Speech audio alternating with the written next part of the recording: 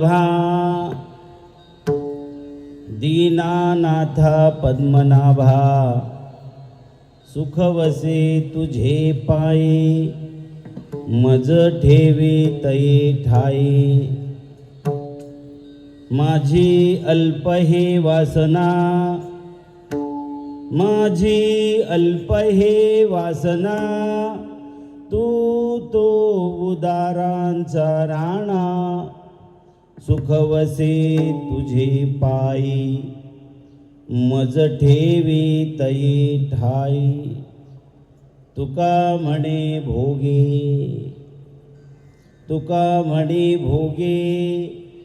पीडा केली धाव वेगे सुख वसे तुझे पायी मज ठेवी तये ठाई पांडुरंगा करू प्रथम पांडुरंगा करू प्रथम पांडुरंगा करू प्रथम पांडुरंगा करू प्रथम नमन दुसरे चरणा संतांजिया दुसरे चरणा संतांजिया दुसरे चरणा संतांजिया त्यांच्या कृपादाने कथेचा विस्तार त्यांच्या कृपादाने कथेचा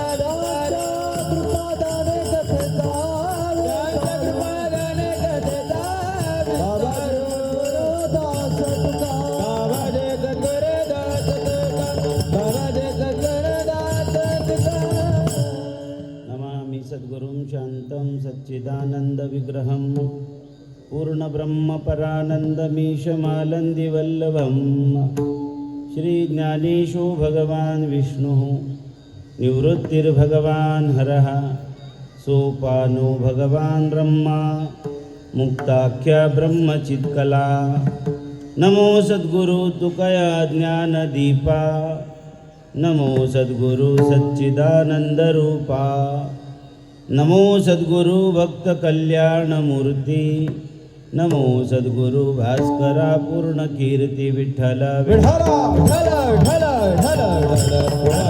विठ्ठल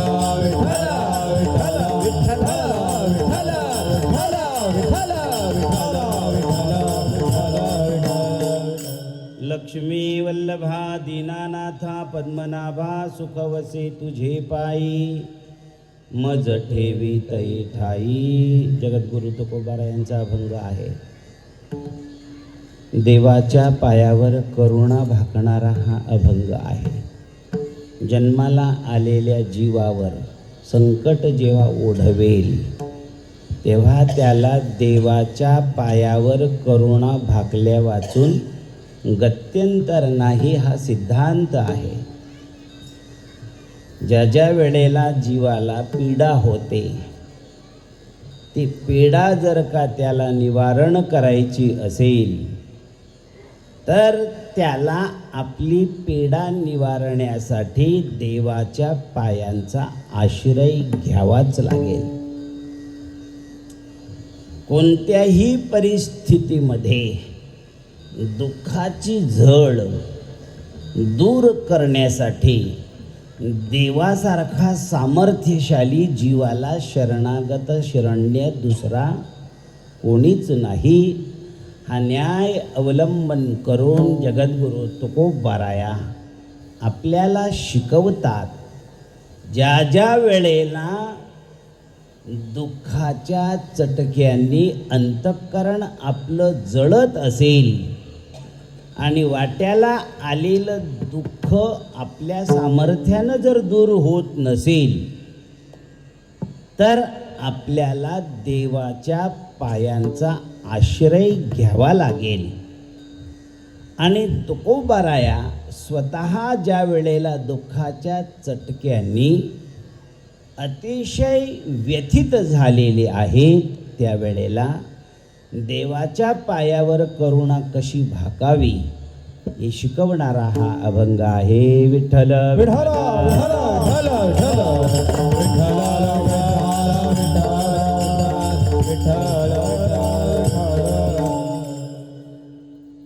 तुका म्हणे भोगे तुकोबाराय म्हणतात दुःखाच्या भोगांच्या द्वारा पीडा केली, मला पीडा झालेली आहे. आणि जेव्हा पीडा होते ज्याला, ज्या माणसाला ज्याच्या अंतःकरणामध्ये पीडा ही घर करून बसते, त्यावेळेला त्या पीडेच्या निवृत्तीसाठी विशेष कर्तव्य आपलं काय आहे, इथे प्रत्येक जीवाची धांदल उडते. आणि मग आपल्याला कर्तव्य काय काय केलं पाहिजे असं जर का कोणी श्रेष्ठ पुरुष शिकवणारा आपल्याला असेल तर आपलं दुःख वजा होऊ शकतं, दुःखातून आपण बाहेर पडू शकतो, हा विश्वास देणारा हा अभंग आहे. विठ्ठल विठ्ठल विठ्ठल विठ्ठल विठ्ठल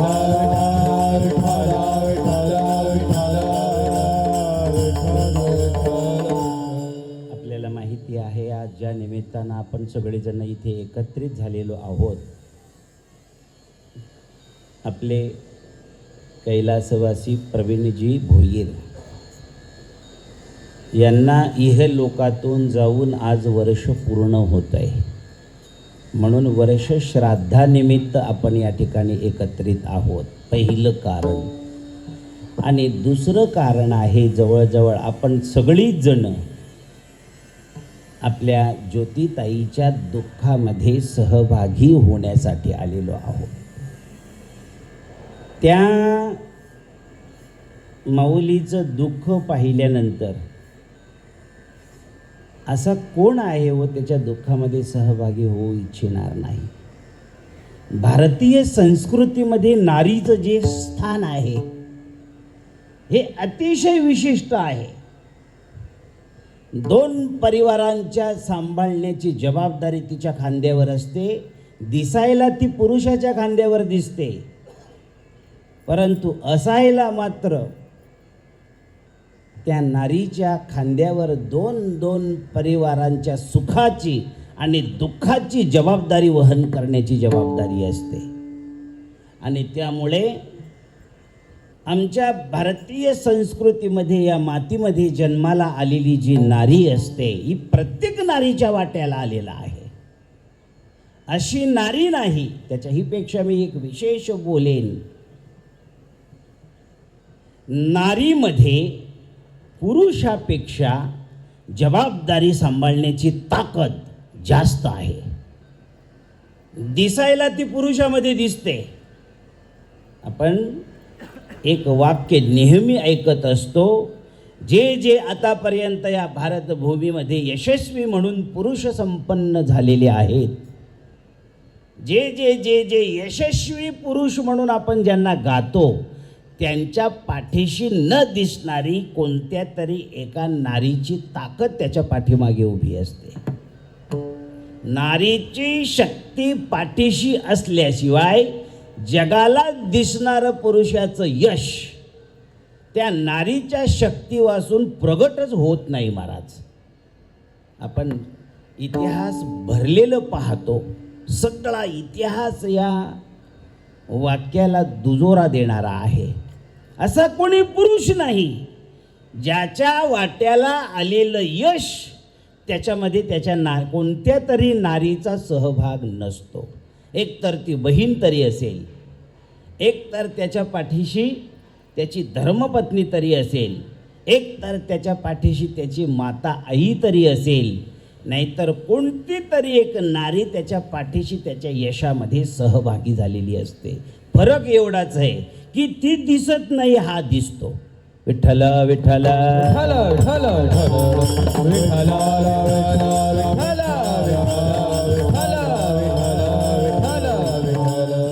रावणासारखा त्रिभुवनामध्ये दरारा टाकणारा पुरुष सामान्य दरारा नाही महाराज.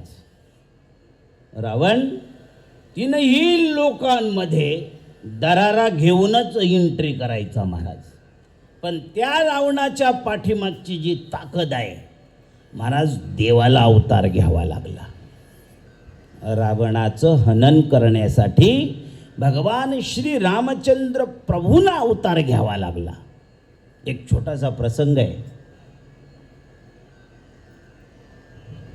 रावणाची पतिव्रता असलेली धर्मपत्नी, तिचं नाव आहे मंदोदरी.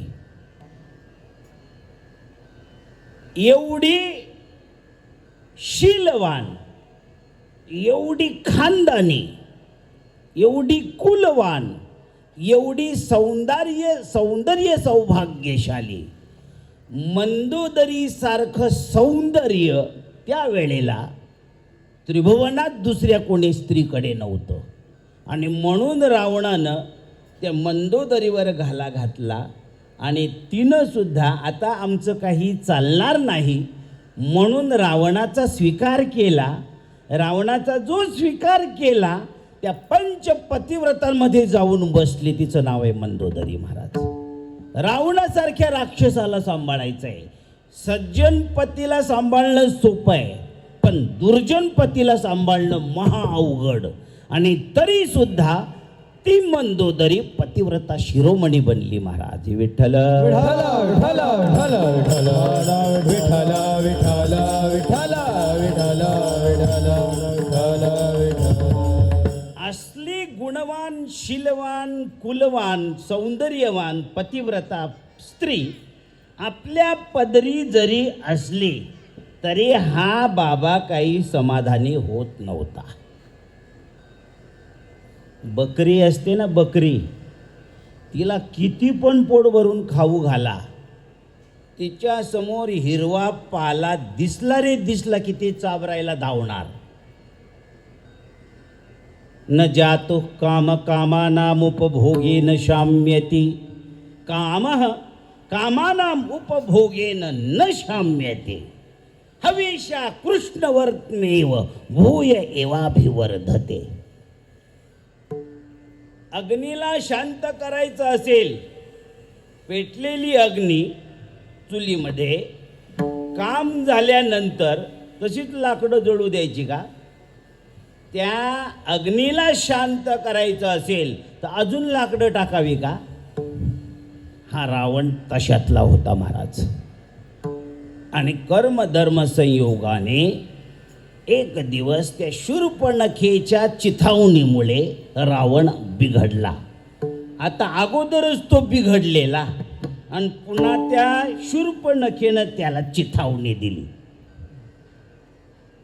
अगोदरच माकड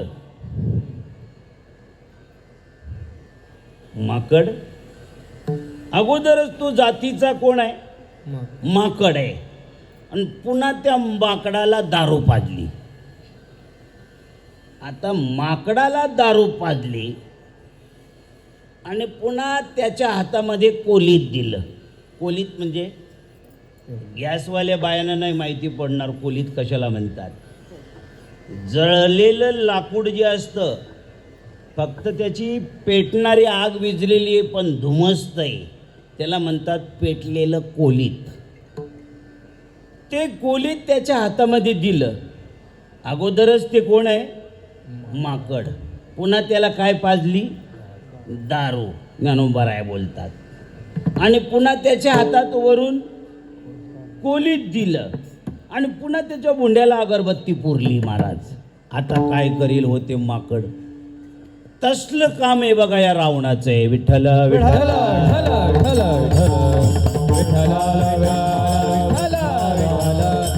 अगोदरच तो रावण दुराचारामध्ये अग्रगणी असलेला, कसलंही दुराचार करायला न घाबरणारा रावण.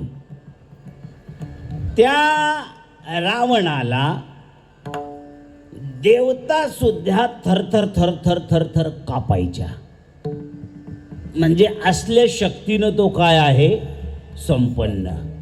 असल्या शक्तीनं संपन्न अगोदरच दुराचारी असलेल्या राक्षसाला, त्या रावणाला लगामच टाकणारा कोणी नव्हता. बेलगाम झालेला तो. आणि त्याच्यात या बाईनं कुरापात केली. कोणी? शूर्पणखेनं कुरापात केली. अरे बसलाय काय? ही नाक कापून आली ती अगोदरच. आता नाक कापलेलं अगोदरच ज्याचं आहे त्याचं किती ऐकावं. ज्याचं नाक कापलेलं नाही त्याला कळालं पाहिजे की नाही. ज्यानं आपलं नाक कापून घेतलं नाही, कोणी कापलं नाही, त्याला कळालं पाहिजे आपण कुणाचं ऐकावं. आता ही दोघी बी कापलेल्या नाकाची, रावण बी कापलेल्या नाकाचा आणि शूर्पणखा तर उघड उघड कापलेल्या नाकाची. पट्टीनं चिथावणी दिल्याबरोबर बसलाय का इथं? काय झालं शूर्पणखे? काय झालं? काय झालं? या त्रिभुवनामध्ये सौंदर्याला तोड नाही अशी एक स्त्री वनामध्ये फिरते आणि तू इथं काय बसलाय सिंहासनावर? असली आग लावून दिली. आणि महाराज, आपल्या सगळ्यांना इतिहास माहिती आहे. भगवती सीतामाईसारख्या महान पतिव्रतेचं अपहरण केलं रावणानं आणि कुठे आणून ठेवली? लंकेमध्ये, अशोक वाटिकेमध्ये. या सीतेनं माझं वरण करावं म्हणून काय काय प्रयत्न केले असतील या रावणाने. आता हे सगळं सांगत बसत नाही, मला उशीर झालेला आहे अगोदरच. लाख प्रयत्न केले, शेवटी त्यानं एक डोकं चालवलं. माझी बाई जी आहे ही पण काही सामान्य नाही. कोण? मंदोदरी. महाराज, नारी शक्तीच्या ज्या वेदना आहेत, मला फक्त आपल्यासमोर ही वेदना ठेवायची आहे. नारीच्या वेदना समजण्यास जो पुरुष यशस्वी होतो त्याच्या घराला महाराज काळ सुद्धा धक्का लावू शकत नाही. महाराज, पतीनं पत्नीच्या वेदना समजून घ्याव्या.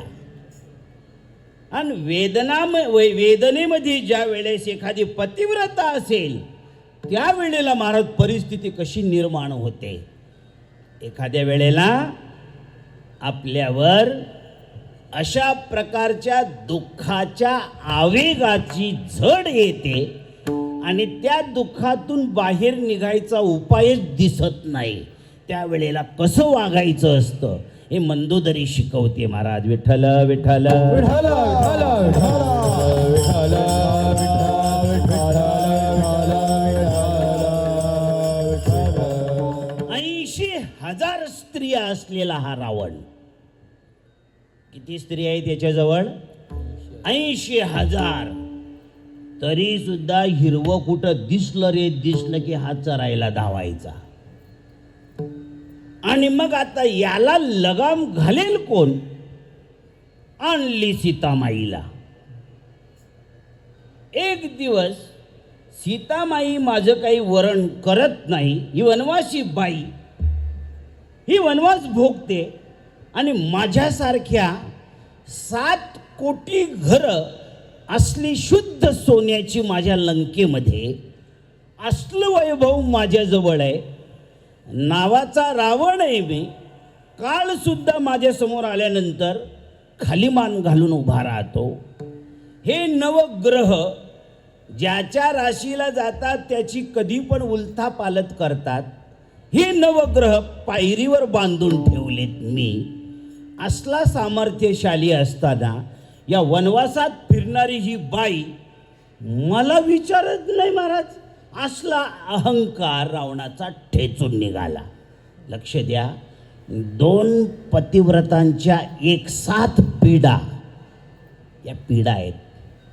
कशा प्रकारच्या पीडा झेलण्याचं सामर्थ्य नारीकडे असतं. त्या पतिव्रता, त्याही दोनही पतिव्रता. महाराज, रावणानं ठरवलं मंदोदरीलाच मी घेऊन जातो. कुठे?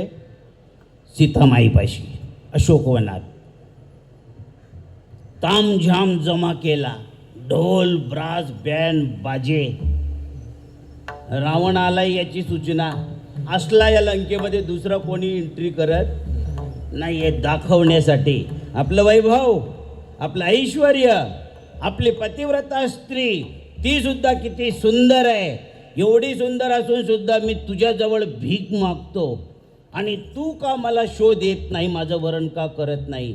असला तामझाम घेऊन रावण मंदोदरीला घेऊन अशोक वाटिकेमध्ये सीतेकडे चालला. विठ्ठल विठ्ठल विठ्ठल विठ्ठल विठ्ठल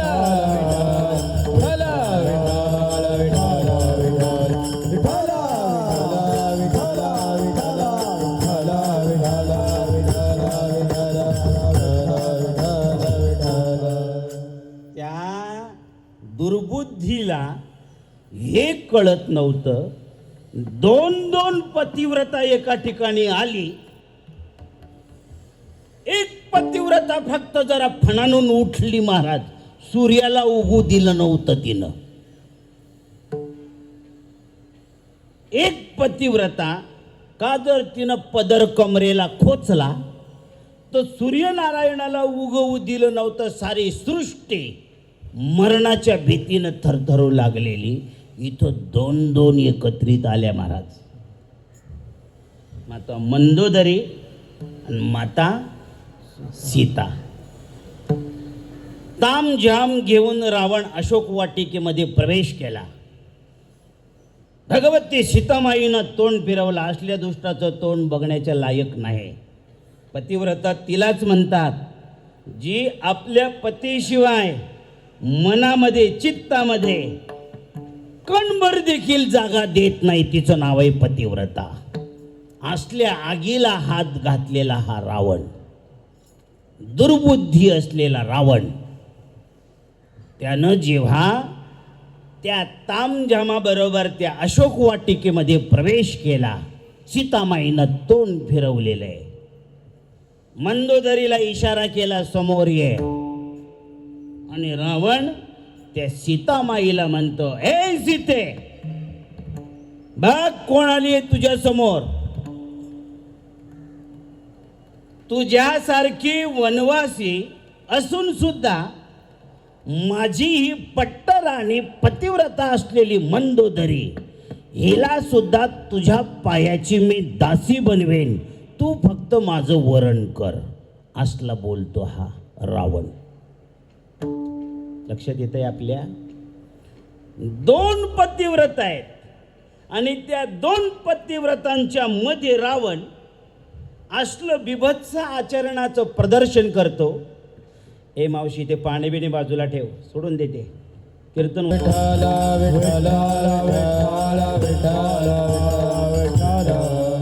रावण सीतामाईला म्हणतो, ए सीते, वनवासी आहेस तू.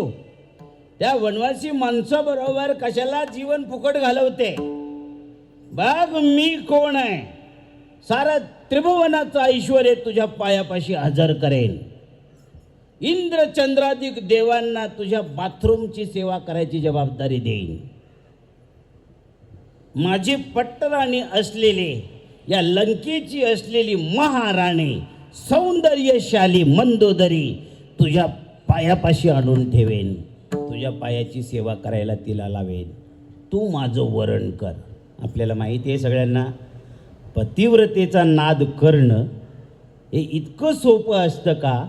चारही वेदांचा ज्ञाता असलेला रावण, त्याला इतकी साधी गोष्ट जर कळत नसेल तर रावणानं मेलं पाहिजे की नको पाहिजे. दोन पतिव्रतांच्या मध्ये चिरडून मरण्याची पाळी या रावणावर आली पाहिजे की नको पाहिजे. विठ्ठल विठ्ठल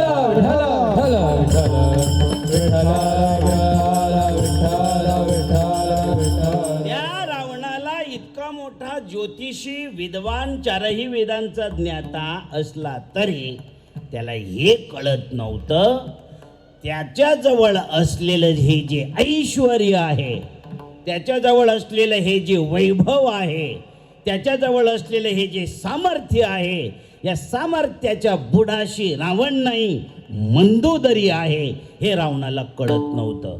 आणि हे जर कळत नसेल तर रावण जिवंत राहिलेला बरा नाही महाराज. रावणानं आपल्या परतीच्या प्रवासाची आधारशिला तिथंच ठेवली. दोन पतिव्रता एकत्रित आल्या. सगळं काही समजावून झालं. सीतामातेनं गवताची काडी उचलली आणि त्या गवताच्या काडीकडे बघते. पतिव्रतेचं हे लक्षण आहे. परपुरुषाकडे कधीही ढुंकून न पाहता आपलं कार्य साधणारी तिचं नाव आहे पतिव्रता. गवताची काडी घेतली आणि रावणाला घे बोलली. महाराज काय सांगावं. ए, तू माझ्याजवळ या ऐश्वर्याचं, या वैभवाचं, या सामर्थ्याचं गातो. तुझ्याजवळ असलेलं सामर्थ्य, मूळ आहेस तू रावणा, मूर्ख आहेस तो, तुला कळत नाही. आपल्याला माहिती असेल स्मशान चैत्यवत भासे. हे रावणा, तू ह्या जो शृंगार करून आलेला आहे, हे मुकुट तुझा, हे अंगावर दागदागिने, नाना प्रकारचे अलंकार, हे तुझी पांघरलेली जी उंची उंची वस्त्र, हा जो तुला शृंगार करून आलेला आहेस, हा तुझा शृंगार माझ्या नजरेमध्ये स्मशान चैत्याप्रमाणे दिसतो. स्मशान चैत्य म्हणजे काय? स्मशान चैत्य म्हणजे पूर्वीच्या काळी राजाला न्याय करायची पाळी यायची. न्याय कोणी करावा? राजानं. सुप्रीम कोर्टानं, हायकोर्टानं, सेशन कोर्ट असला धंदा नव्हता.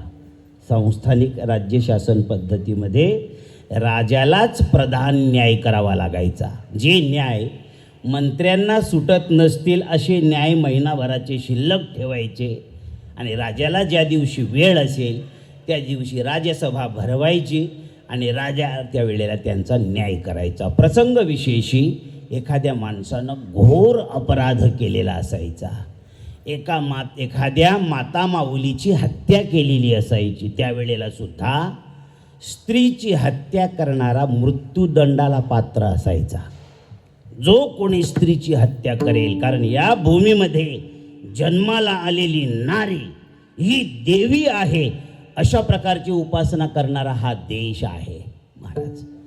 तेव्हा ज्याला मृत्यूदंड द्यायचा, ज्याला मृत्यूदंडाची शिक्षा झालेली आहे, त्यानं काय करायचं?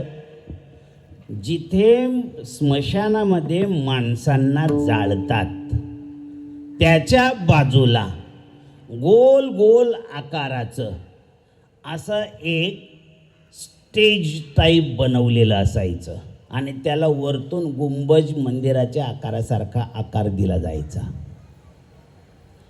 आणि ज्या दिवशी एखाद्या अपराध्याला मृत्यूदंडाची शिक्षा झालेली आहे त्या दिवशी त्या गोल गुंबजाकार आकार बनवलेल्या स्थानाला, जिथं माणसं जाळायची त्याच्या बाजूलाच असायचं ते, त्या दिवशी त्या गोल आकाराला अगदी फुलांनी सजवलं जायचं. महाशिवरात्रीच्या दिवशी आपण महादेवाचं मंदिर कसं सजवतो, महादेवांचं मंदिर जसं सजवलं तसं त्या गुंबजाला सजवलं जायचं.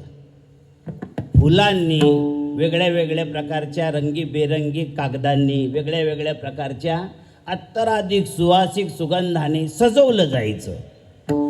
आणि ज्या दिवशी ते स्मशान चैत्य सजवलं जाईल, मंदिराला सजवल्यानंतर लांबूनच पाहणारा काय ठरवतो? आता काहीतरी या मंदिरात उत्सव आलेला आहे, म्हणजे मांगलिक कार्य काहीतरी बाबा या मंदिरात होणार, असं सगळ्या लोकांना आपोआप समजतं, म्हणून ते मंदिर सजवलं जातं. तसं स्मशान चैत्य ज्या वेळेला सजवलेलं असेल त्यावेळेला माणसांना चांगलं वाटेल का? तिथं आज एखाद्याला मृत्यूदंडाची शिक्षा, एका घावात त्याच्या मानेचे 2 तुकडे करायचे. अशा प्रकारे ज्या मंदिराकार गुंबजाला सजवलं जायचं त्याला म्हणतात स्मशान चैत्य. म्हणजे मरणारा माणूस तिथं आज येणार आहे, जिवंत माणसाला तिथं कापलं जाणार आहे, हा त्या सजवण्याचा काय होता? अर्थ असायचा. त्याचं नाव आहे स्मशान चैत्य. सीतामाई म्हणते, ए रावणा, तू आज हे जे अंगा खांद्यावर वैभव लोळण करून माझ्यासमोर आणलेले आहेस, मला तू दुसरा तिसरा कोणी नसून तू स्मशान चैत्य भासतोस. असलं बोलल्यानंतर महाराज रावणाच्या अंगाचा तिळपापड काय काय आपल्या सगळ्यांना माहिती आहे. माझं तात्पर्य दुसऱ्यामध्ये आहे, लक्ष द्या. ज्या वेळेला सीता माता याला गवताच्या काडी इतकी सुद्धा किंमत देत नाही, तरी हा तिथं जाऊन लुडबुड करतो. हे विचार जेव्हा मंदोदरीच्या डोक्यात राजमहालात गेल्यावर आले त्यावेळेला मंदोदरी कासावीस झाली. काय दुर्भाग्य आहे माझं. माझा पती माझ्या जवळ असून सुद्धा तो माझ्यापासून दूर गेलाय. सीता माता तिचा पती तिच्या जवळ नसून सुद्धा आज सीता माता माझ्यापेक्षा जास्त सौभाग्यशाली आहे. ती फक्त रामालाच स्मरते. म्हणजे तिचा पती दिसायला तिच्यापासून लांब जरी असला तरी तो तिच्या जवळ आहे, आणि माझा पती दिसायला माझ्या जवळ जरी असला तरी तो माझ्यापासून लांब आहे. या पीडेने, अशा प्रकारच्या दुःखाच्या आवेगाने राजमहालामध्ये जो पाठीमागं टेकायचा लोड असतो त्या लोडामध्ये आपलं डोकं खुपसून धाय धाय रडू लागली मंदोदरी. आणि पतिव्रतेच्या डोळ्यातले दुःखाचे अश्रू ज्या घरात असतील त्या घराला भस्मसात करायची लक्षणं आहेत महाराज. दुसऱ्याच दिवशी हनुमंतराय आले आणि लंका नगरी जळून गेली महाराज. मंदोदरीच्या अश्रूंची किंमत त्या रावणाला मोजावी लागली. विठ्ठल विठ्ठल विठ्ठल विठ्ठल विठ्ठल.